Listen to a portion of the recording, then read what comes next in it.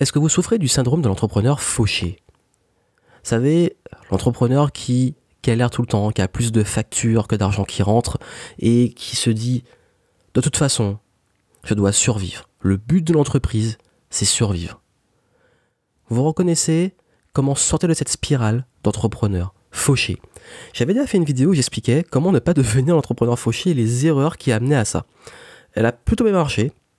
Elle a beaucoup tourné notamment sur Facebook et j'ai eu envie d'aller plus loin parce que justement en ce moment, donc vous avez en description un lien vers, donc vous pouvez voir des ressources que j'ai mises à votre disposition pour vous aider à vaincre le fameux syndrome de l'imposteur et ne plus être dans cette spirale où vous avez du mal à vendre et parce que vous avez du mal à vendre et parce que vous bloquez sur la vente, ben vous vous retrouvez fauché. Parce qu'il y a une grosse croyance et je vais vous dire, j'ai beaucoup remarqué cette différence entre l'Amérique du Nord et notamment la France. Parce que j'ai beaucoup voyagé entre les deux. Et quand je parle avec les entrepreneurs français, je ne vais pas mettre tout le monde dans le même panier, mais je vous dis de façon globale le ressenti que j'ai après avoir discuté avec beaucoup de personnes de chaque côté.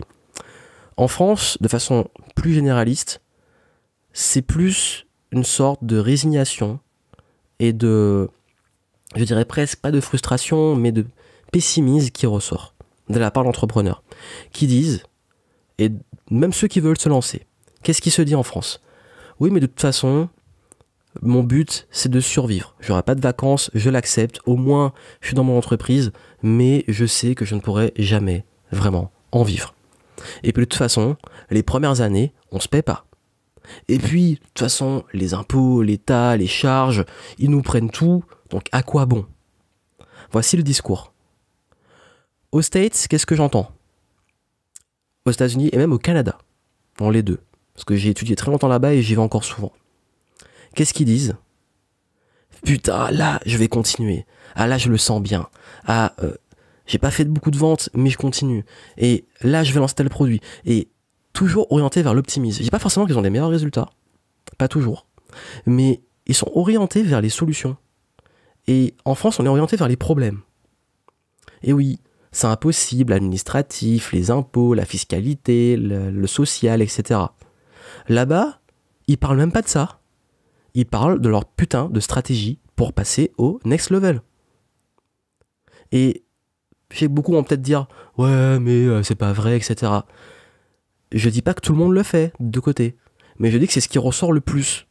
Et même dans les commentaires que je reçois, très souvent, même ceux qui ne sont pas encore lancés, ils sont bloqués avec ça.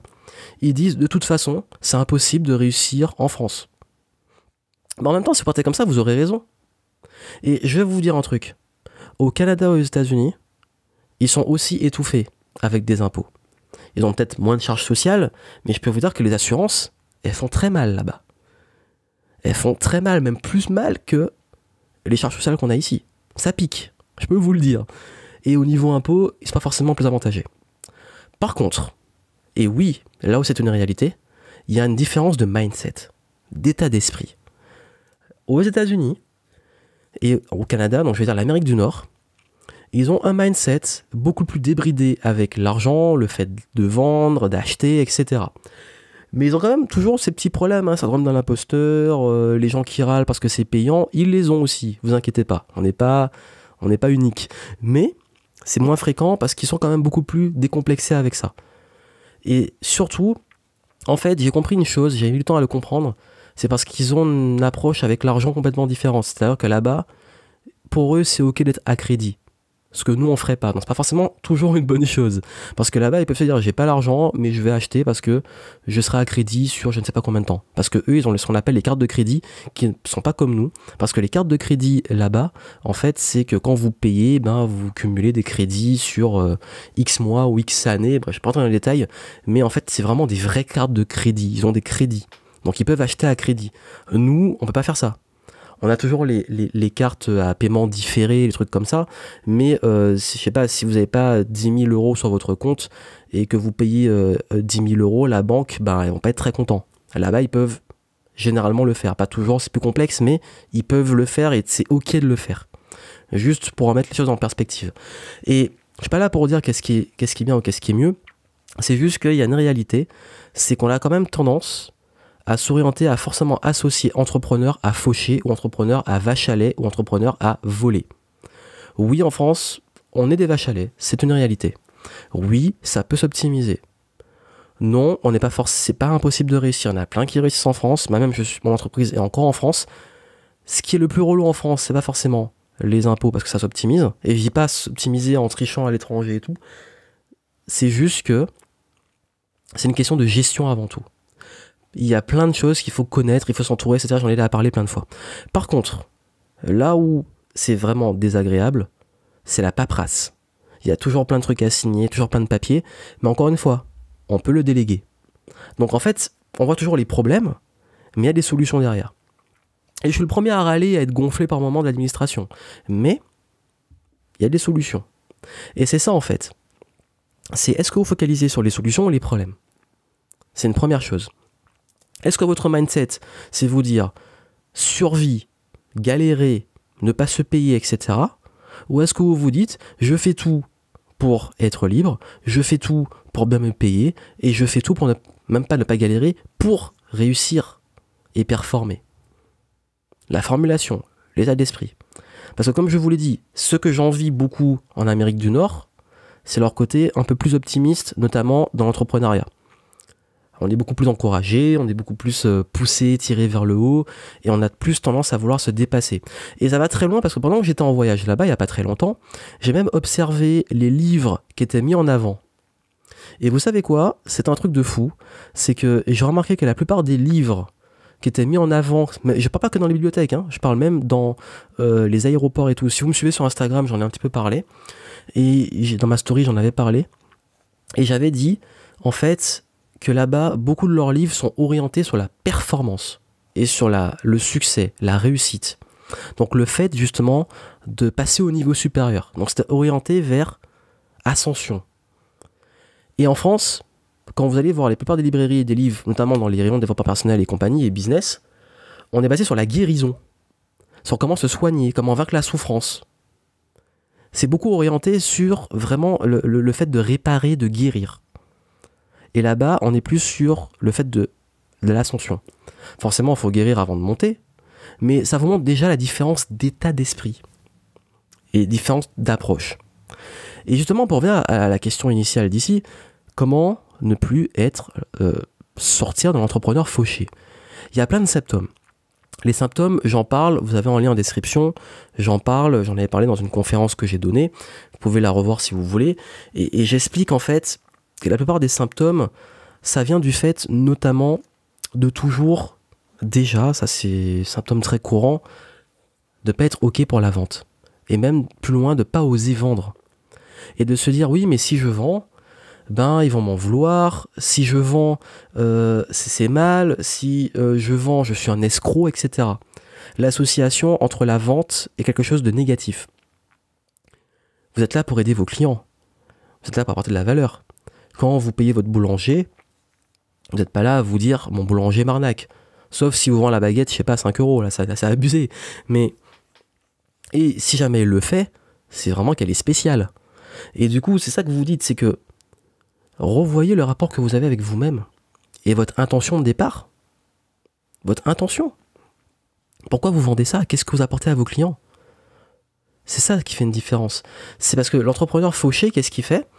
L'entrepreneur fauché, ben, quand il arrive au moment de vendre, il dit ouais, mais en fait, je suis pas OK pour vendre. Donc du coup, soit il baisse son tarif, soit il fait du bénévolat, sauf que votre entreprise n'existe pas s'il n'y a pas de clients. C'est une réalité. Si vous êtes entrepreneur, vous êtes obligé d'avoir des clients. Donc faire des ventes, faire rentrer de l'argent. Il n'y a pas d'autre façon de réussir. Point barre. Ça ne peut pas se remettre en question. Vous avez une entreprise, vous avez besoin d'avoir des clients.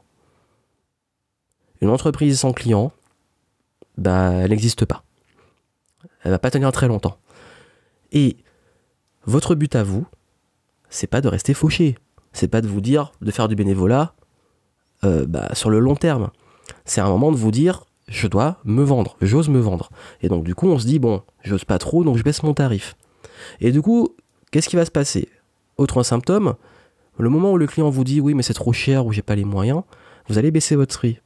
Mais qu'est-ce qui se passe? Quel signal vous montrez? Qu'il a raison. Et donc que votre truc n'est pas cher. Et donc qu'il a moins de valeur. Donc l'image que vous renvoyez, c'est que vous dévalorisez ce que vous proposez. Et donc forcément, ça va encore plus dévaloriser votre business. et donc plus attirer des gens fauchés. Et donc plus vous allez attirer les gens fauchés comme clients, plus vous-même vous allez être fauché parce qu'ils vont mal vous payer ou pas vous payer du tout. Et c'est ça, attirer des clients fauchés, c'est la meilleure façon aussi d'être fauché. Et si vous voulez savoir comment répondre à c'est trop cher, j'ai déjà fait une vidéo dessus et dans le lien en description, vous aurez les réponses. Et autre truc, autre symptôme, ben finalement on fait un petit échange donnant-donnant. Tu me rends un service, je te rends un service. Le seul problème, c'est que, encore une fois, dans votre business, service contre service, ça peut marcher de temps en temps, mais que ça marchera pas non plus.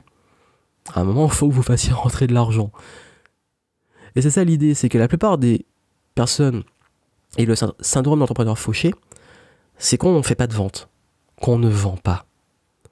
Parce que fauché, c'est manque d'argent, et la seule façon d'avoir de l'argent dans une entreprise, c'est d'avoir des clients. Et la seule façon d'avoir des clients, c'est de vendre.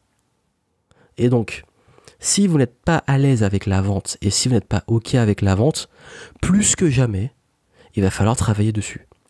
Il va falloir travailler sur votre approche, vos croyances limitantes, vos blocages, tout ce qui vous empêche de vendre. Parce que si vous continuez comme ça, votre entreprise va mourir. Vous n'allez pas réussir tout court comme ça en fait. Et ça passe beaucoup par un travail sur les croyances. Ça passe beaucoup par un travail sur l'état d'esprit. Est-ce qu'on veut être dans l'ascension ou est-ce qu'on est dans la résignation?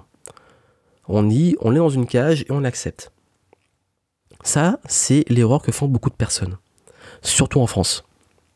Je dis pas que c'est pas une erreur qui est faite en Amérique du Nord, je parle juste en tendance générale. Moi, ce que je vous conseillerais de faire tout de suite, pour sortir de ce schéma, ce cercle vertueux, ce truc qui fait que vous allez aller de frustration en frustration. Parce que le plus gros symptôme, c'est justement d'être frustré, de tôt ou tard vous dire « je donne beaucoup mais je reçois rien ». Ou « je suis pas payé à ma juste valeur ». Voilà, je ne suis pas payé comme je le mérite. C'est faux parce que 90% des gens le disent.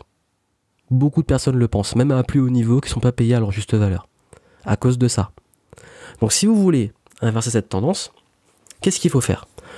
Première chose, commencez à vous orienter sur les solutions. Qu'est-ce que vous devez faire maintenant pour augmenter vos ventes? Et comment augmenter vos ventes? Comment apporter plus de valeur à vos clients? Reconnectez-vous à votre intention de départ. Deuxième chose, faites le ménage dans ces virus de croyances limitantes. Faites le ménage dans ces histoires de « je dois absolument survivre, je dois galérer, c'est normal si je me paie pas, de toute façon c'est comme ça ». Ne soyez plus résignés. Non, ce n'est pas normal. Il y en a qui réussissent. C'est juste que la majorité des gens sont de ce mindset-là, donc forcément ils ont les résultats qu'ils espèrent. Si vous voulez réussir, pensez en termes de solutions, comme je l'ai dit. Et troisième chose, acceptez que vous devez vendre, s'il vous plaît. Mettez-vous en tête que vous devez vendre, que vous n'allez exister que par la vente. J'ai même dit, et je le dis très souvent, que l'une des compétences les plus importantes dans votre vie, c'est savoir vendre. Savoir vous vendre et savoir vendre vos produits et services. Parce que quel que soit le type de business que vous aurez, le type de situation, même si vous cherchez un emploi, vous allez devoir vendre ou vous vendre.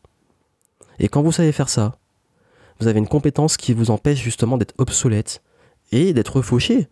Parce que si on ne sait pas se vendre, si on ne sait pas vendre, on reste fauché parce que justement on n'arrive pas à convaincre les autres. Donc si vous avez envie de passer au-dessus de ça, en description je vous montre comment aller plus loin. Mais le gros message que je voulais vous donner ici, c'est vraiment l'état d'esprit dans lequel vous êtes. Sortez de cette spirale négative, cette résignation et cette tendance à vous dire c'est comme ça. Non, ce n'est pas comme ça parce que en fait c'est comme vous le décidez vous. Donc c'est qu'est-ce que vous allez mettre en pratique vous pour avoir les résultats que vous voulez obtenir. Je vous montre comment y parvenir en description et n'oubliez jamais ça, que votre attitude va déterminer le niveau des résultats que vous pourrez avoir. Et c'est pour ça d'ailleurs que je me rends compte que les gens qui performent et qui réussissent le mieux, ils sont dans cette attitude. Ils sont dans cette attitude de solution, de chercher des solutions et d'arrêter de focaliser juste sur des problèmes ou de voir les problèmes comme des réalités. C'est juste des perceptions. C'est à vous de savoir, il y a des règles, comment vous utilisez les règles, comment vous exploitez et comment vous évoluez dans le jeu et dans le game. À très bientôt.